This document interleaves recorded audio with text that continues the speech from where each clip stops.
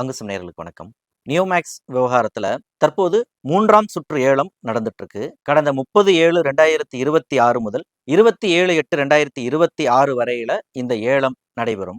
ஏற்கனவே 30/7 தொடங்கி 5/8 வரையில் நடைபெறக்கூடிய அந்த ஏல விவரங்களை இதற்கு முந்தைய வீடியோல பதிவு செய்திருந்தோம். அதனுடைய தொடர்ச்சியா ஆகஸ்ட் 10ஆம் தேதி முதல் ஏலம் நிறைவடையக்கூடிய தேதியான ஆகஸ்ட் 27 வரையிலான அந்த நாட்கள்ல என்னென்ன தேதியில என்னென்ன பிளாட்டுகள் ஏலத்துக்கு வருது அப்படிங்கிற டீட்டெயில விரிவா பார்ப்போம். அங்குசம் இதழினுடைய ஆண்டு சந்தா வெறும் 500 ரூபாய் தான். ஓராண்டு சந்தா 52 இதழ்களுக்கான சந்தா 500 மட்டும்தான். ஒவ்வொரு வியாழந்தோறும் உங்கள் இல்லம் தேடி அங்குசம் வார இதழ் வந்து சேரும்.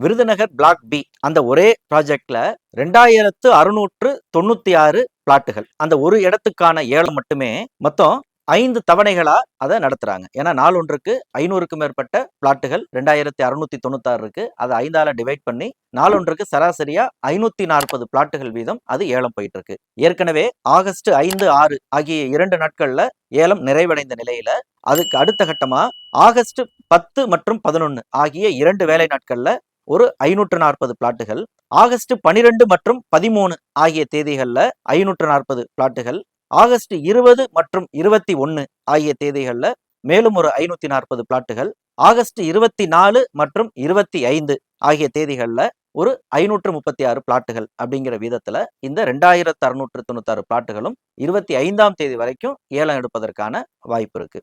அதாவது நடுவுல அந்த எம்எஸ்டிசியினுடைய அந்த இணையதள பராமரிப்பு பணி காரணமாக ஒரு பிரேக் அவங்க கொடுக்குறாங்க.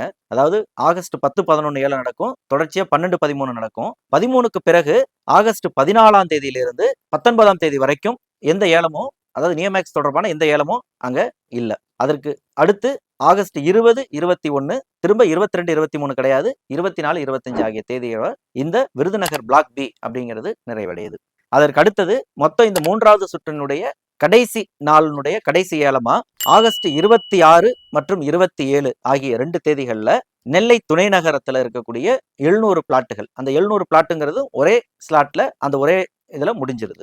அப்ப இந்த ஏலத்துல எப்படி நம்ம பங்கேற்கிறது, எப்படி ரெஜிஸ்டர் பண்றது போன்ற அந்த சந்தேகங்களுக்கு இதற்கு முந்தைய வீடியோக்கள்ல நம்ம தொடர்ந்து அதை பதிவு செய்திருக்கிறோம். நம்மளுடைய அந்த கமெண்ட் செக்ஷன்ல இருக்கக்கூடிய அந்த பிளேலிஸ்ட்டை நீங்க கிளிக் பண்ணியே இந்த ஏலம் தொடர்பான விவரங்களை நீங்க கூடுதலா தெரிஞ்சுக்கலாம். அடுத்தது இந்த இடங்களை பார்வையிடுறது அல்லது இட சம்பந்தமான விவரங்களுக்கு பொருளாதார குற்றப்பிரிவு போலீசார திரையில தோன்றக்கூடிய அந்த 2 தொலைபேசி எண்கள்ல நீங்க தொடர்பு கொள்ளலாம். அவர்களுடைய மின்னஞ்சல் முகவரி திரையில தெரியக்கூடிய அந்த மின்னஞ்சல் முகவரிக்கும் நீங்க தகவல்களை கேட்டு பெறலாம். அடுத்தது இந்த ஏலத்தை நடத்தக்கூடிய எம்எஸ்டிசி அதனுடைய அதிகாரப்பூர்வ இணையதளம் திரையில தோன்றக்கூடிய அந்த MSTC e-commerce.com அப்படிங்கிற அந்த இணையதளத்துல தான் இந்த ஏலம் தொடர்பான அனைத்து தகவல்களும் அடங்கி இருக்கு. இந்த ஏலம் தொடர்பான தகவல்களை நீங்க கேட்டு பெற விரும்புனீங்க அப்படின்னு சொன்னா அந்த MSTC அலுவலர்களை திரையில தோன்றக்கூடிய அந்த 4 தொடர் வரிசை எண்கள்ல நீங்க தொடர்பு கொள்ளலாம். இப்ப இது ஏலம் என்னன்னைக்கு எந்த ப்ராஜெக்ட் அப்படிங்கிறத நம்ம பார்த்துட்டோம். அப்ப மேஜரா இந்த வீடியோல விருதுநகர் பிளாக் பி மற்றும் நெல்லை துணை நகரம் அந்த 2 ப்ராஜெக்ட்ஸ் மட்டும்தான்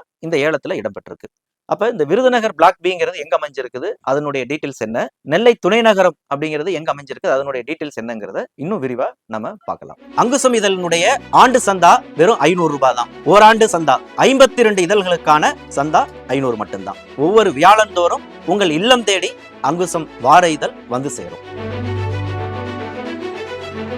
விருதுநகர் பிளாக் பி அப்படிங்கிறது கிரீன் வெல்த் குளோபல் வில்லேஜ் அப்படின்னு நியோமேக்ஸ் அந்த ப்ராஜெக்டுக்கு பேர் வச்சிருக்காங்க. இது விருதுநகர் மாவட்டம், விருதுநகர் வட்டம், இனாம் காசியரெட்டிப்பட்டி ஊராட்சிக்கு உட்பட்ட இனாம் காசிரெட்டிப்பட்டி, பட்டம்புதூர், ஒண்டிப்புலி நாயக்கனூர் அப்படிங்கிற 3 வருவாய் கிராமங்களை உள்ளடக்கின அந்த பகுதியில அந்த ப்ராஜெக்ட் அப்படிங்கிறது அமைஞ்சிருக்கு. இந்த இடம் எக்ஸாக்டா எங்க இருக்குன்னா மதுரை டு சாத்தூர் போகக்கூடிய அந்த 4 வழிச்சாலையில விருதுநகர் மெடிக்கல் காலேஜுக்கு பக்கத்துல இந்த இடம் அமைஞ்சிருக்கு. இந்த இடத்துல 30க்கு 40 அப்படிங்கிற விகிதத்துல 1200 ஸ்கொயர் ஃபீட் அப்படிங்கிற அளவுல ஒரு 2200 பிளாட்டுகள் அதுல அமைஞ்சிருக்கு. 40க்கு 50 அப்படிங்கிற அளவுல ஒரு 2000 ஸ்கொயர் ஃபீட் தலா ஒரு பிளாட்டும் 2000 ஸ்கொயர் ஃபீட் வீதம் 2570 பிளாட்டுகள். ஆக மொத்தம் அந்த விருதுநகர் பிளாக் பி அப்படிங்கிற ஒரு ப்ராஜெக்ட்ல 4770 பிளாட்டுகள் இருக்கு. அதிலிருந்து தற்போது 3ஆம் சுற்று ஏலம் வந்திருக்கிறது 2696 பிளாட். அப்ப இதுல ரெண்டுமே கலந்துருக்கும். 1600 ஸ்கொயர் ஃபீட்லயும் இருக்கும், 2000 ஸ்கொயர் ஃபீட்லயும் இருக்கும். இனாம் காசி ரெட்டியப்பட்டி வில்லேஜ்ல இருக்கிற பிளாட்டுகளும் இருக்கும், பட்டம்புதூர்ல இருக்கிறதும் இருக்கும், ஒண்டிப்புலி நாயக்கனூர் வில்லேஜ் வருவாய் கிராமத்தில் அமைந்த இடங்களும் அதுல கலந்துதான் வந்து இருக்கும். இதனுடைய ரேஞ்சை பொறுத்த வரைக்கும் சதுரடிக்கு 625 ரூபாயிலிருந்து தொடங்குது. அதிகபட்சம் ஒரு சதுரடிக்கு 710 அப்படிங்கிறத அவர்கள் விலையா நிர்ணயிச்சிருக்கிறாங்க. இதனுடைய சார்பதிவாளர் அலுவலகம் அப்படிங்கிறது விருதுநகர் ஜாயிண்ட் 1 மற்றும் ஜாயிண்ட் 2 அந்த 2 இதுலயும் அது அமைஞ்சிருக்கு. அடுத்தது நெல்லை துணை நகரம் அப்படிங்கிறத பொறுத்த வரைக்கும் அது திருநெல்வேலி மாவட்டம் நாங்குநேரி அந்த பகுதியில உன்னங்குளம் மற்றும் கரந்தநேரி அப்படிங்கிற அந்த கிராமத்துல அமைந்த அது ப்ராஜெக்ட். சுமார் 413 ஏக்கர் அளவுல இந்த ப்ராஜெக்ட் அப்படிங்கிறது அமைஞ்சிருக்கு.